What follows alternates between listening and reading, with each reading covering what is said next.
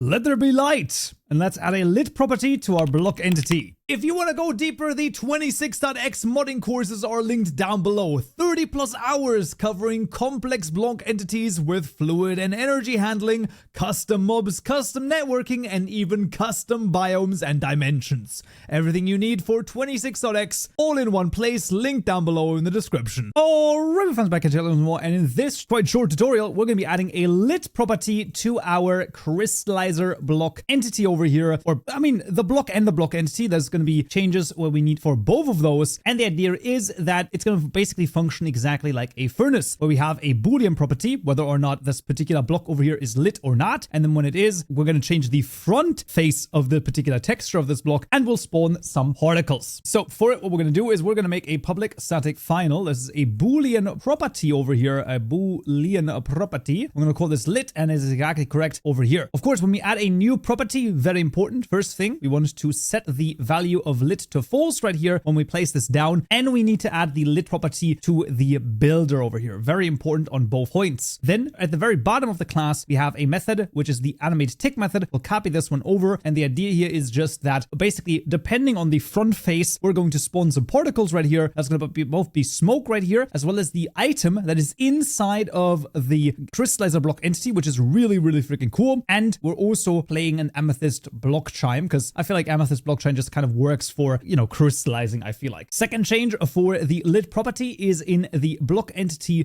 class itself, and that is going to be in the tick method, because we somehow need to change the block state, and that's going to happen right here. Level.setBlock and update at this position with the state.set value of crystallizer block.lit to true right here, and that is almost correct. It's not send block update, it is the set block and update. Wow, that's like super close to each other. Send block updates? No, we wanted to do set block update. There we go. Never happened that before, but there we go. And then in the reset, we want to reset it to false. So that's the whole idea of the ticker right here. And we also do need to change data gen, specifically the model, because this is no longer a horizontally rotated block. This is now create furnace, actually. So this is going to be create furnace. The rest stays the same. And for that, we then also need a new texture in the front, which is going to be the front on texture, because obviously we want to change the texture in the front when this particular block is on, and therefore we need that texture to be added as well. Having added this, we rerun the data gen in order to do that, and the rest, it just works. Crazy enough. But yeah, data gen over here, a couple of JSON files, and then we can jump into the game and see if it lits.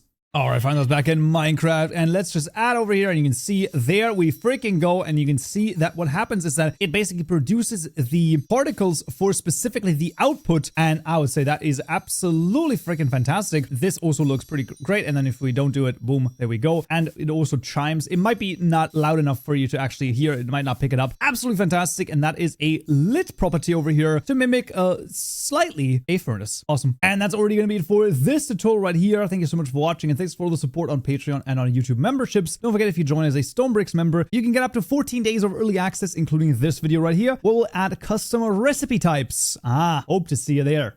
So, yeah.